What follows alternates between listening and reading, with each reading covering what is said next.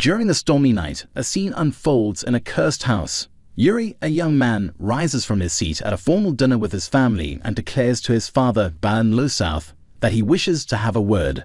Yuri states that he would like to be banished from the house, shocking his father and family. Yuri's elder brother remarks on how unbelievable it is. Yuri explains he knows that the house will fall to ruin in the future. Yuri tells to himself that he knows that he has been reincarnated as Yuri Losouth, the final boss of the game Saint Quest. He knows how his character is hated and how his betrayal 1 year after the end of the game will bring doom.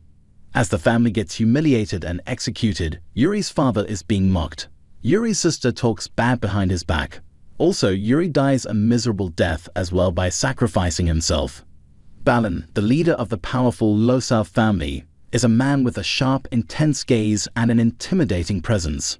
He demands an explanation from his son, Yuri, for the bold and unexpected request Yuri has made. Yuri tries to explain his reasoning, saying he wants to leave the family estate and explore the world to gain experience that could benefit the family in the long run. He also says that he wants to be seen as more mature and not just a young boy. However, the real reason Yuri wants to leave is much deeper. He knows what is going to happen in the future and wants to change the tragic fate that awaits the Losouth family. Balan listens to his son, but is not convinced by his explanation. He feels that Yuri's true motive is selfish and that he's not being honest. Suspicion fills the air as Balan reaches forward and grabs Yuri by the throat, clearly showing his power and the violent side of his character. It's well known that Balan has killed his subordinates for even the smallest of mistakes in the past, and Yuri realizes that he's in grave danger. The weight of his father's ruthless nature suddenly feels all too real, and Yuri fears for his life. Just as Yuri feels he may have misjudged the situation, Balan starts laughing and releases his grip on Yuri's throat. His laughter is unsettling, but it seems to signal that the danger has passed, at least for now. Instead of punishing Yuri, Balan appears intrigued by his son's determination. He decides to grant Yuri's request, but with a twist. He tells Yuri that he will give him control of a piece of land, but he must prove himself as a capable lord first.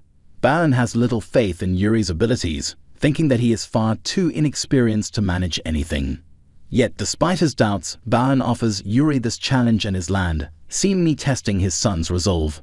As Yuri prepares to leave, his younger sister, Sasha, steps forward, looking worried and concerned for him. Sasha is the only person in the family who seems to have a kind and caring heart, and she deeply cares for Yuri's well-being. She expresses her worry for him, fearing for his safety in a harsh world, and offers him a protective charm as a gift. It's a small gesture of love, but Yuri, despite her kindness, thinks of Sasha as just another cruel member of their family. He can't shake the belief that her affection might be hiding something darker. Later that evening, Balan is shown drinking wine with a nobleman, discussing his decision to give Yuri control over the land. The nobleman expresses concern about Balan's decision, doubting that it will work out well for Yuri. Balan, however, reveals that he had always planned to dispose of Yuri eventually. But since Yuri chose to leave on his own, Balan sees this as an opportunity. He believes his son is destined to fail in this new endeavor, and if Yuri does fail, it would give Balan the perfect excuse to get rid of him once and for all. If Yuri somehow manages to survive and prove himself, Balan would still find a way to exploit him to his advantage. It's clear that Balan has no real faith in his son's success. The next day, Yuri receives an official document naming him the Lord of the village of Alf, a small, barren land with little to offer. As he reads the document, he understands that this gift from his father is not a blessing. It's a challenge, a test designed for him to fail. Yuri realizes that transforming Alf into a prosperous territory will be no easy task. The land is poor with few resources and the infrastructure is lacking. To make it succeed, Yuri will need significant investments, which he doesn't have. He also realizes that he needs skilled people to help him turn things around, but most of the talented individuals in the region are likely already loyal to his father. Time is against him, and he needs to find skilled workers quickly. Yuri begins to think of a plan. He stops for a moment, then continues his way. He knows he has no other choice but to make this work. As he walks through the streets, he pauses in front of a local slave shop.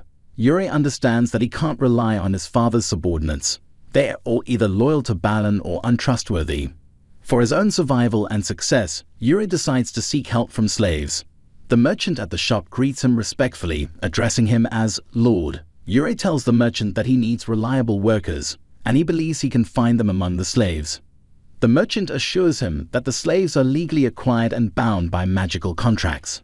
These contracts ensure that the slaves will remain loyal and do their work, but Yuri remains skeptical. He knows that the merchant could be hiding the truth.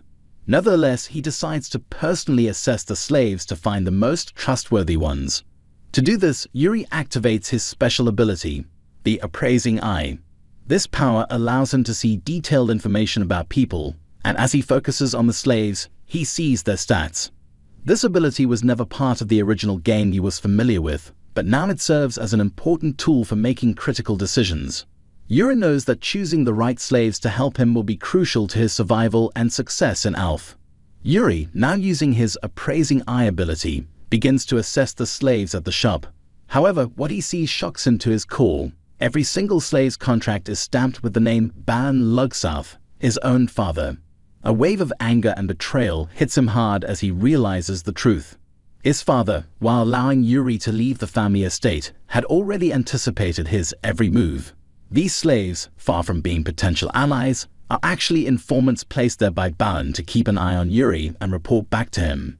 It becomes clear that Yuri is once again being manipulated, caught in the web of his father's control, much like a pawn in a game.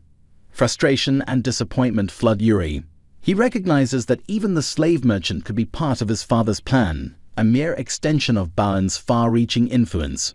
Knowing that he cannot trust anyone in the shop, Yuri ends the assessment abruptly, making a quick and seemingly dismissive remark to the merchant. He tries to maintain a normal facade, not letting his frustration show too much, but his mind is racing. He needs time to process all of this, to figure out his next move. As he turns to leave, the slave merchant gives him a curious look, as if he knows more than he's letting on. It feels like a subtle confirmation that the merchant is indeed part of Balan's scheme, adding to Yuri's sense of isolation. Walking away from the shop, Yuri feels a heavy sense of dread and uncertainty. His father's influence is everywhere, and the thought of escaping it seems nearly impossible. He begins to doubt his decision to venture out on his own. Images of failure and doom flash in his mind as he realizes just how deeply entrenched the game's scenario is becoming in his real life. The path to freedom feels increasingly out of reach. But then, something shifts. A glimmer of hope breaks through the darkness when Yuri notices a familiar figure in the distance. It's Fi, the beast folk girl he had once saved from the slums. As he watches her, he recalls the game's lore. Fi is a character with no powerful connections, making her an unlikely target for manipulation. She's someone Yuri could potentially trust, someone outside the web of his father's control. But just as quickly as the thought appears, Yuri dismisses it. He doesn't have time to worry about the plight of the beast folk.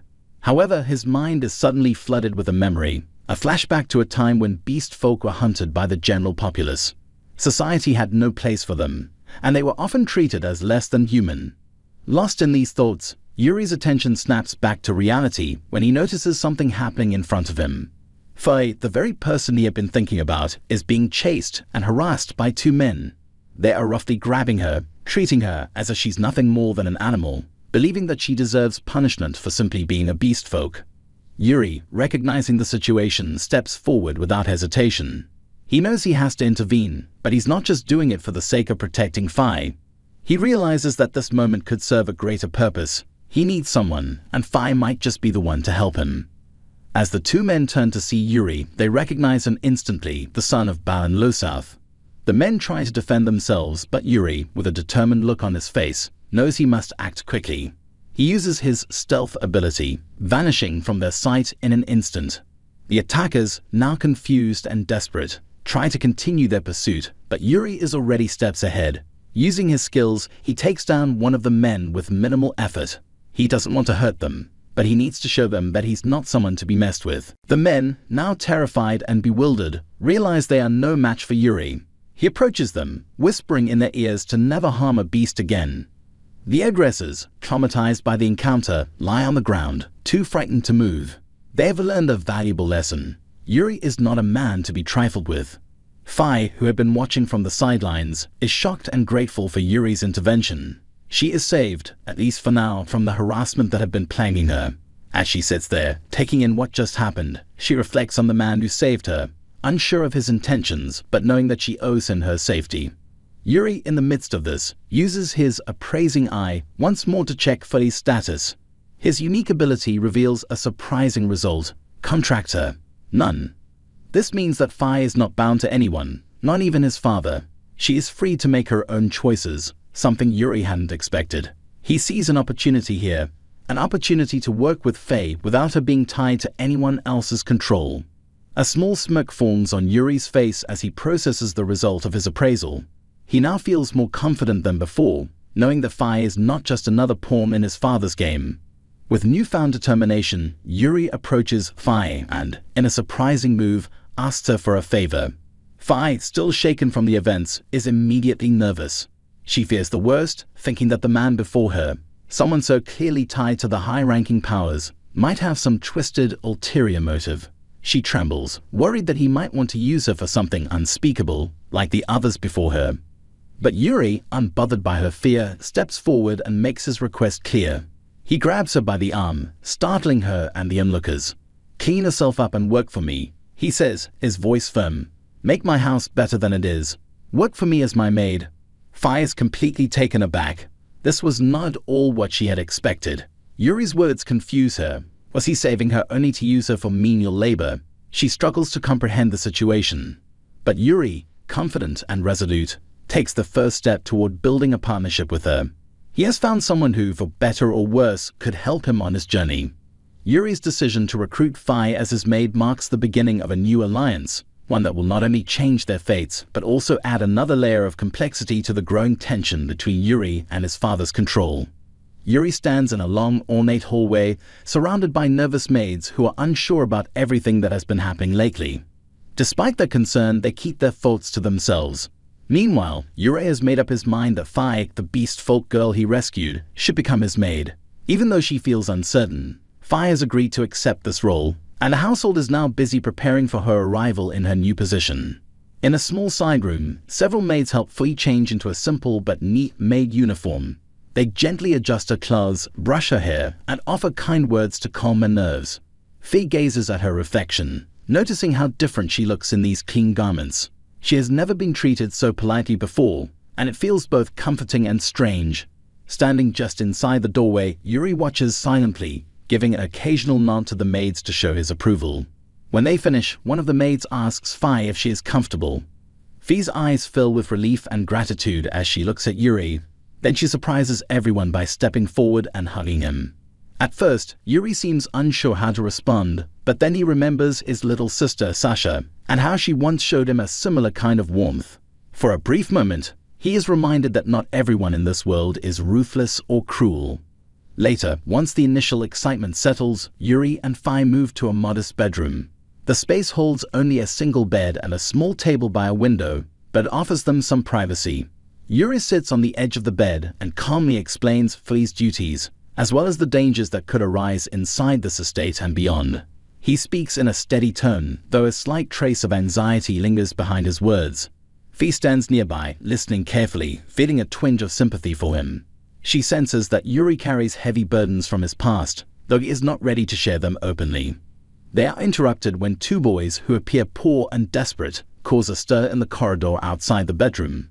They barge in, glaring at Yuri with open hostility. They call him a noble who knows nothing about real hardship and demand that he leave the area. Fi quickly moves closer to Yuri, fearing that violence might break out.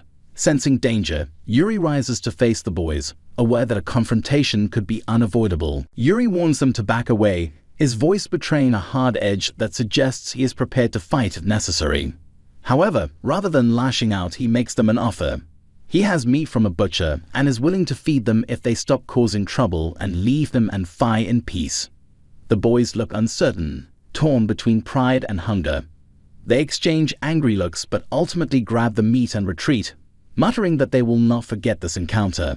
Fi exhales in relief, thanking Yuri for preventing a fight. He responds quietly, admitting that while he dislikes violence, he will not hesitate to defend what is important to him. With the threat gone, Yuri and Fi return to the bedroom, where he checks to make sure no one else is lurking around. Feeling more secure, he reassures Fi that he will do what he can to protect her. She notices a flicker of concern in his eyes, but also gratitude for her presence.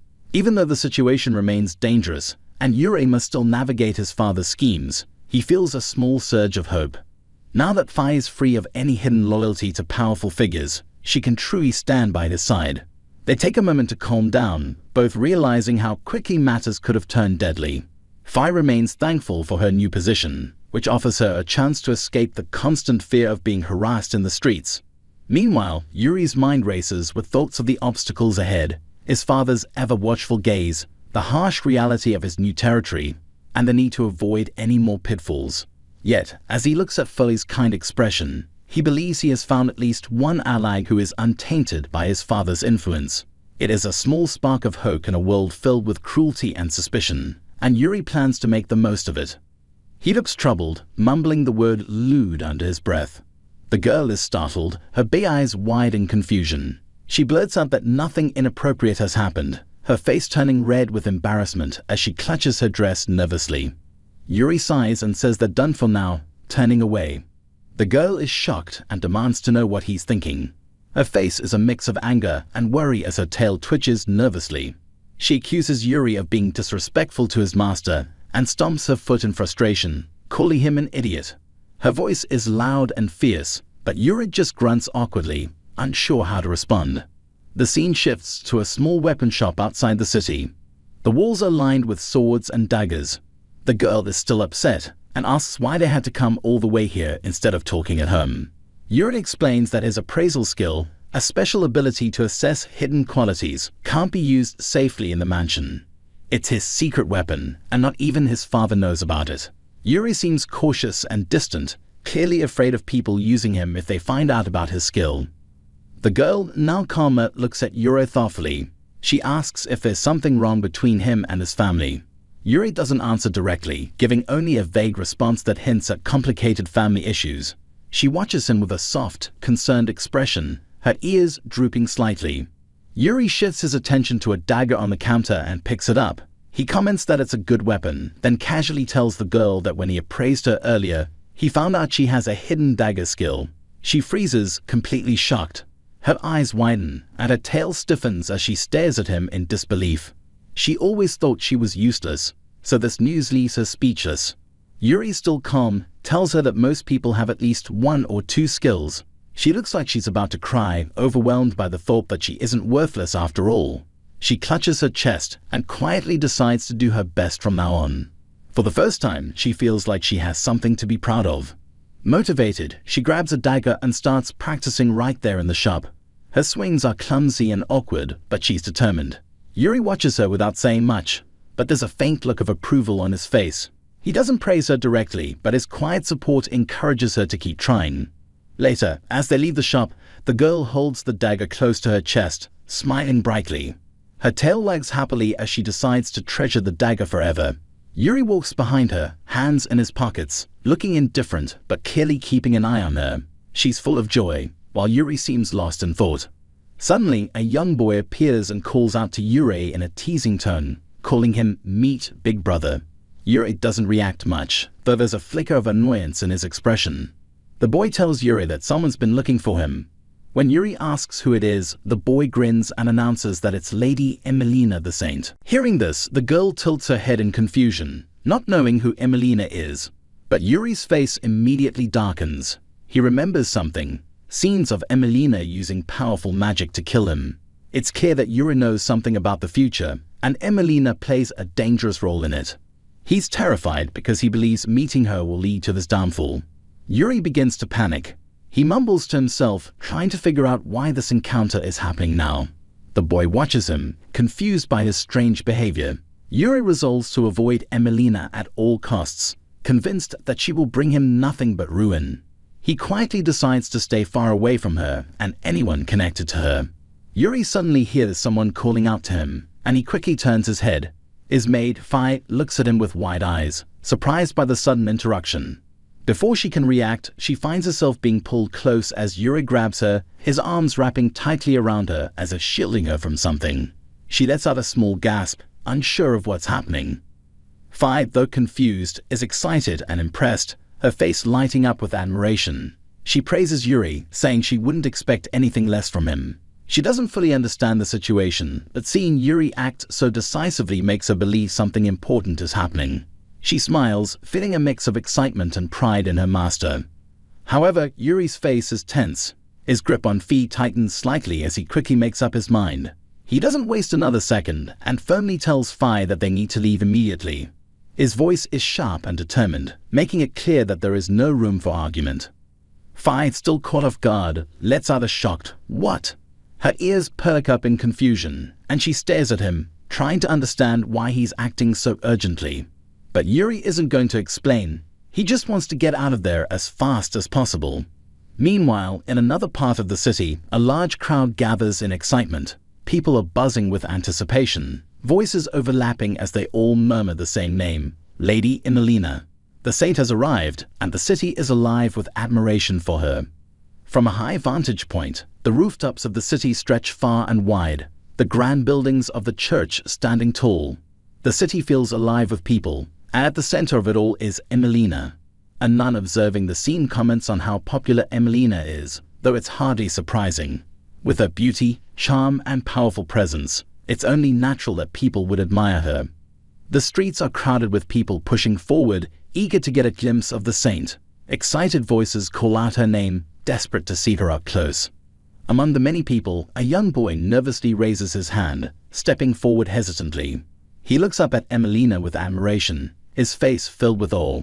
With a hopeful voice, he asks if she can shake his hand. Emelina, standing tall with her staff, looks at the crowd with a calm expression. Her long golden hair flows in the wind, her robes giving her the appearance of a holy figure straight out of a legend. Her eyes scan the people, her presence almost overwhelming. Despite being surrounded by so many admirers, Emelina responds to the boy, giving him her attention. She extends her hand, a gentle smile forming on her lips. The boy is overjoyed, his eyes shining with happiness as he thanks her excitedly. The crowd, seeing this moment, becomes even more energized. They start calling out to her with more requests. Someone asks her to look in their direction, and she hesitates before doing so, slightly unsure but still obliging with a polite smile. More voices call out. Someone asks her to do a peace sign, and she awkwardly raises her hand, forming the gesture with her fingers. The excitement grows, and yet another request comes in. This time, someone wants her to wink. Emelina, feeling the pressure of the crowd, sighs lightly but doesn't refuse. She winks at them playfully, a small sparkle in her eye as she does it. The crowd reacts with delight, the admiration for her only increasing. However, a nun standing nearby watches with a serious expression. She reminds Emelina that she has something important to do and shouldn't waste too much time on these small requests. She warns that if Emelina keeps getting distracted, night will fall before she even starts her real mission. Emelina looks slightly taken aback by the reminder. The nun's words bring her back to reality, and she quickly becomes more serious. The reason she's here isn't just to greet people. She is searching for someone. The nun mentions something that catches Emelina's attention. She brings up rumors, stories about someone named Yuri from the Loslov family. She also mentions how Emelina had previously helped a beast girl who had been in trouble with some hooligans. Emelina listens, her expression unreadable as she processes this information. The nun then questions her, asking whether Emelina is truly fulfilling her duty as a saint. She reminds her that their role as church workers is to serve the people, implying that Emelina should focus on more significant matters. Emelina's eyes narrow slightly, her confidence returning as she responds. She turns the question back on the nun, pointing out that she, too, has done things outside of the usual duties of the church. She reminds her about the time she helped rescue slaves who were illegally imprisoned, making it clear that helping people directly is part of their purpose. Another nun watching the conversation mutters to herself, thinking that Emelina is a little too reckless. Despite being admired like an idol, she seems to have her own way of doing things, sometimes ignoring the expectations placed on her. But Emelina is unwavering. Her expression turns serious as she grits her staff tightly. She starts speaking about Yuri, the boy from the Loslov family. She states that even though Yuri is still just a child, he has potential. She believes he could be someone important, someone destined to strike down evil after receiving divine guidance. She compares him to legendary figures like the saint, the hero, or the great sage. With renewed determination, Emelina makes a bold declaration. With her staff in hand, she firmly announces her decision. She has decided to make Yuri her partner. As she makes the statement, her eyes shine with conviction. She truly believes that Yuri has an important role to play in the world, and she's determined to bring him into her path. Yuri and Fi walk through the streets, the atmosphere much calmer now. Yuri casually thanks the young boy for giving him information about the saint. The boy, stretching his arms with satisfaction, waves it off like it was no big deal. He reminds Yuri that he had been treated to meat, and to him, that was more than enough payment. But then, with a grin, the boy slyly offers a deal. He tells Yuri that from now on, he'll continue to give him valuable intel, expecting to be rewarded with more and more meat in return. As he rubs his stomach eagerly, his obsession with meat is obvious. Yuri, unimpressed, immediately shuts down the idea. With a firm response, he says that he won't be giving the boy any more meat after today. His words hit the boy like a punch to the gut. His eyes widen in shock as he processes what was just said. The realization sinks in fast, and the boy's whole attitude changes. His playful smirk disappears, replaced by sheer panic. He takes a step toward Yuri, desperately asking why. Had he done something wrong? Was there a mistake? He stares up at Yuri, eyes pleading. Then he does something unexpected. Dropping to his knees, he begs Yuri not to stop. His voice is filled with desperation as he explains that he and the other children in the slums rarely, if ever, get to eat proper meat. His tone shifts from playful to painfully sincere. He isn't just begging for himself, but for all the starving kids back home. Yuri remains silent for a moment, his expression unreadable.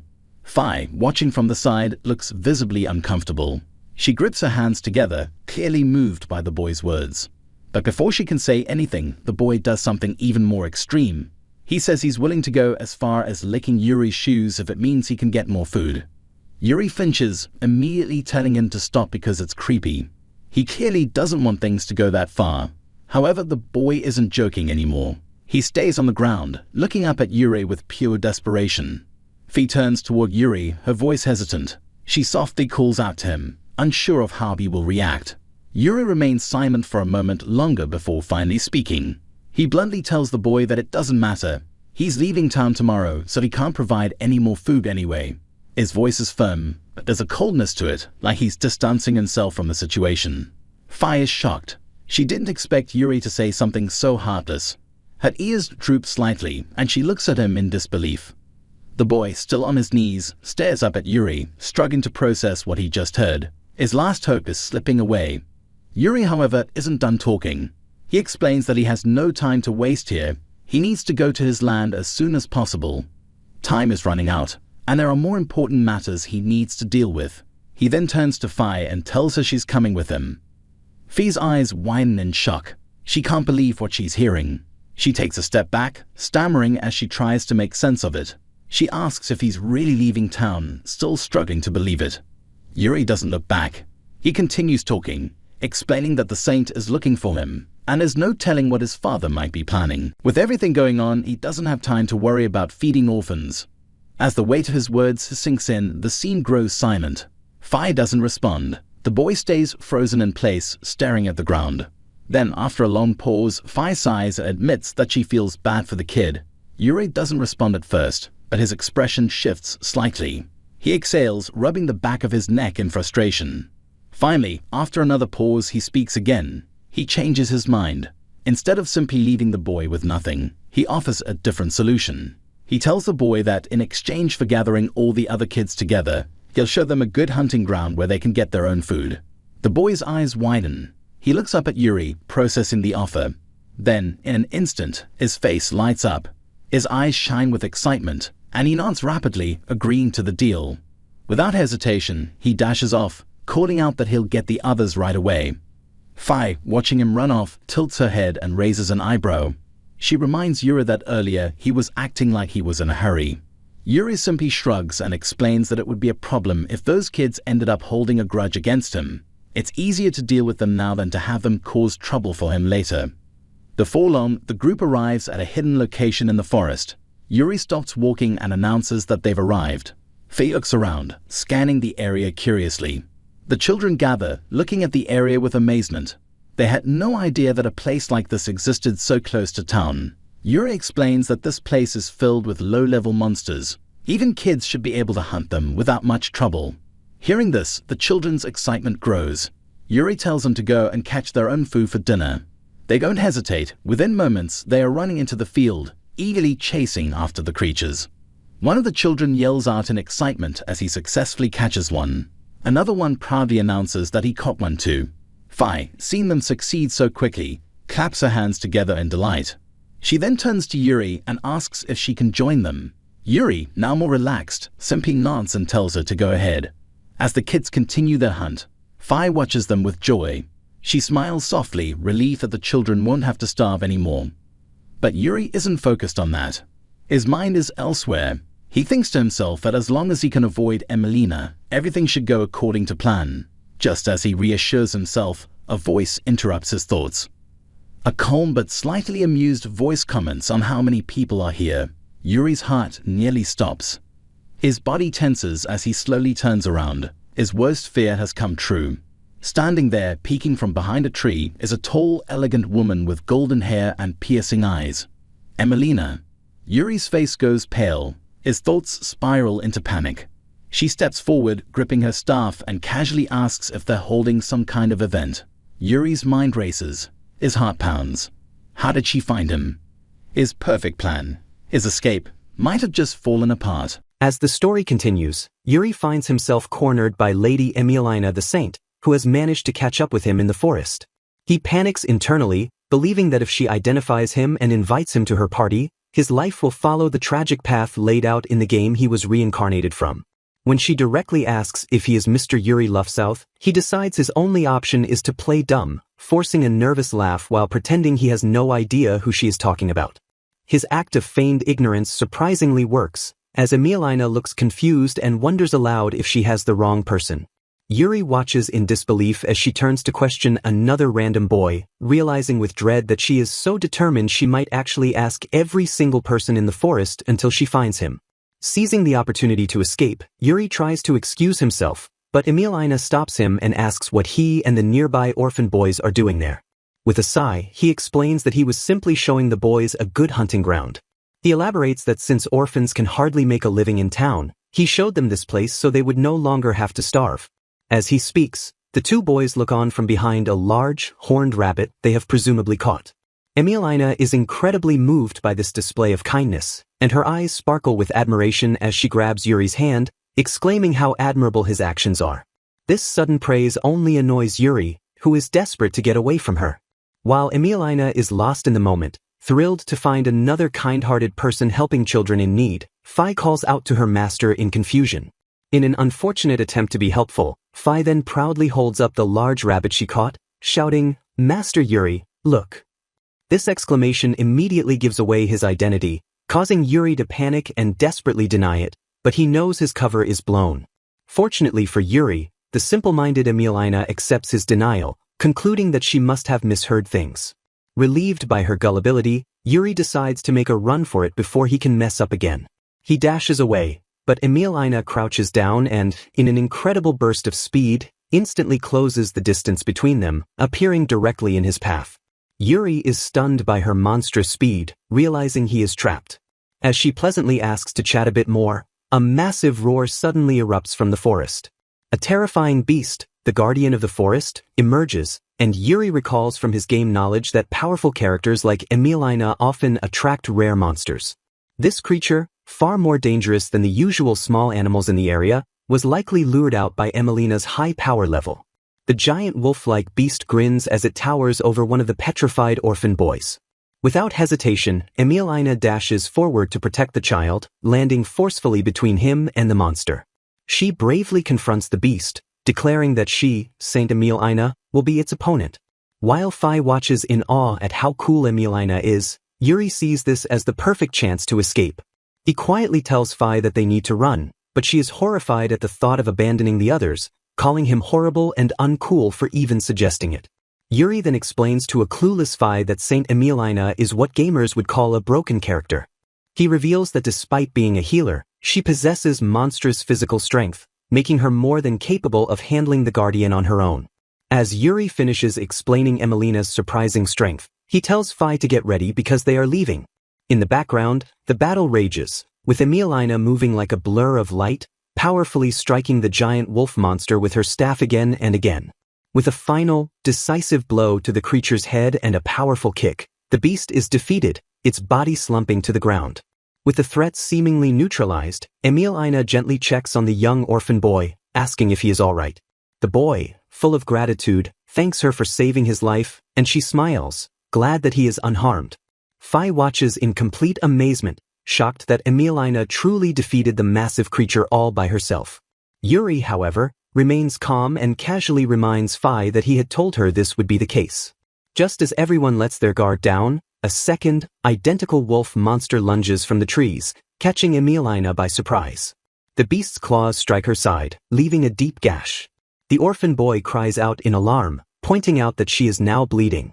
Emilina tries to reassure the child, but she knows the wound is deep and stings badly. As the second monster looms over them, she realizes with a shudder that she won't have enough time to cast a healing spell on herself before it attacks again.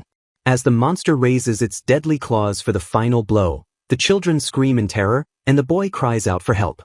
At that critical moment, a hidden assassination skill is activated. A dagger flashes through the air, embedding itself perfectly in the monster's eye.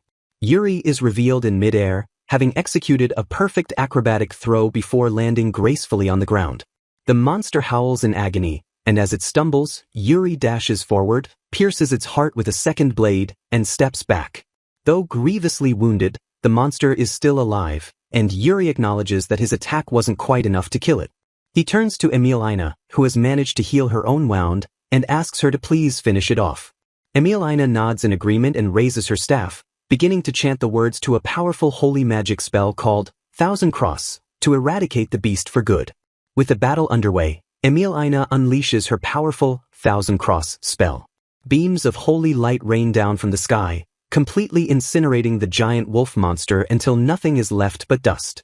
After the display of overwhelming power, Fi and the orphan children stare in complete shock and awe. Yuri watches as well, thinking to himself that while he knew she was a powerful character, her strength exceeded all his expectations, confirming that she is a terrifying woman he must avoid at all costs. Once the dust settles, Emilina approaches Yuri and Fi, thanking Yuri sincerely for his help in protecting the children. Eager to escape before anything else can happen, Yuri quickly tells Fi it is time to go and tries to make his exit. However, Emilina grabs his arm, stopping him from leaving. With her eyes sparkling, she tells him that it no longer matters whether he is the real Yuri Lufsouth or not. She then reveals that she is currently looking for someone with the right qualities to join the hero's party, and she thinks he fits the bill. This is the exact scenario Yuri feared most, and he panics, knowing he would be doomed if he were to join their party. In his desperate attempt to pull his arm free from her grasp, Yuri accidentally stumbles and fondles her chest. The act leaves them both frozen for a moment, stunned and blushing deeply. A flustered Emilina angrily asks him what he thinks he's doing, and Yuri quickly apologizes, insisting it was an accident. But then, a new plan forms in his mind. He realizes that if he can make her hate him, she will no longer want to invite him to the party. As Emilina asks with suspicion if he really didn't do it on purpose, Yuri seizes the opportunity. He changes his story and brazenly declares that he did it intentionally. His plan works perfectly, as Emilina becomes utterly furious, calling him worse than trash and the absolute worst person she's ever met. She angrily states that she never should have tried inviting him to their party in the first place. As Fi calls him a pervert, Yuri allows himself a small, triumphant smirk. However, his victory is short-lived. A still enraged Emilina declares that she should have never bothered with him and will now go find the real Yuri Lufsouth to ask him to join the party. She turns and storms off, leaving Yuri in a state of absolute horror. He realizes his plan has backfired terribly. If a rumor spreads that a member of the esteemed Lufsouth family fondled the saint, his ruthless father might kill him for bringing shame to their name. A few hours later, Yuri and Fi are frantically traveling in a horse-drawn carriage, trying to get away as fast as possible. Yuri is desperate to make it back to his lands before the saint discovers that he was the person she was looking for all along. Once they are safely on their way, Yuri reflects on the close call.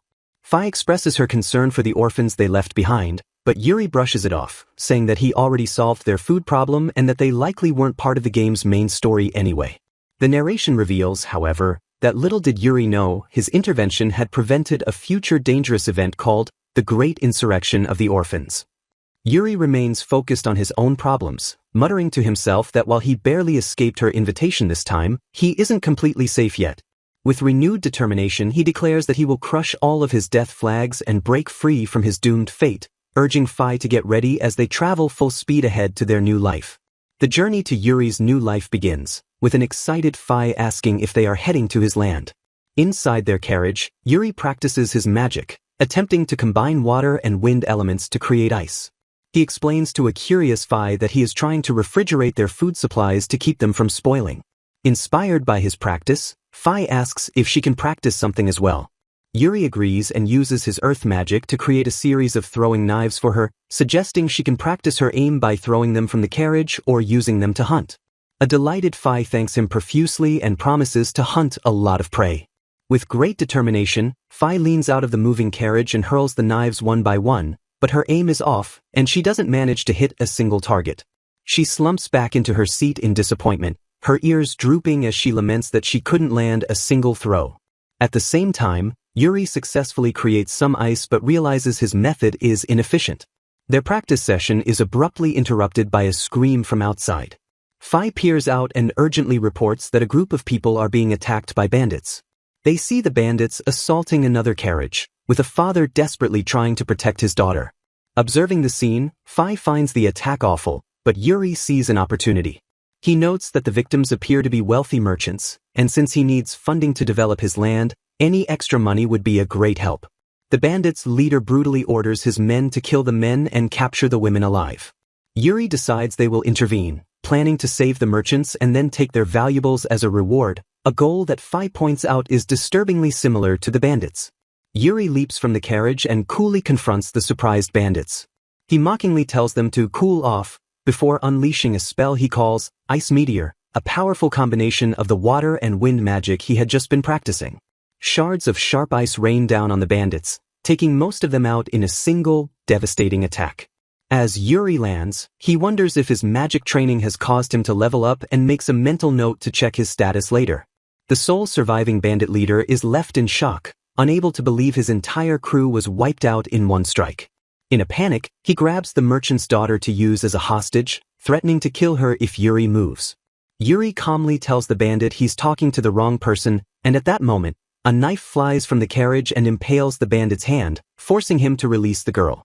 It was Fi, who, from a stable position, finally landed a perfect shot. Fi cheers with excitement, and Yuri praises her, noting that her aim is excellent when she isn't in a moving vehicle. He then turns to the last terrified bandit and prepares to finish him off with another spell, Ice Blade. After the battle, the head merchant from the Muller Company thanks Yuri profusely for saving them. Yuri, seeing a chance to form a valuable connection for his new territory, asks if bandits are common in the area. The merchant explains that the locals have a saying, "Beware of bandits and the Lufsouth family," revealing that Yuri's family is seen as tyrannical scumbags who monopolize the market. This revelation startles Yuri. The merchant then asks for the name of his savior, and though Yuri hesitates, a proud Fi announces that he is the incredible Yuri Lufsouth. Upon hearing the dreaded family name, the merchants immediately fall to the ground and grovel in fear, dashing Yuri's hopes of forging a friendly bond. Meanwhile, back at the Lufsouth estate, Yuri's father, Balin, is informed that Yuri has taken on a beastkin servant without purchasing a slave. While his advisor worries Yuri may have seen through their plans, Balin dismisses his son as not being that clever. Nonetheless, to be safe, Balin gives a chilling final order. When Yuri reaches his new land, monsters are to be set upon him, with instructions to massacre everyone there.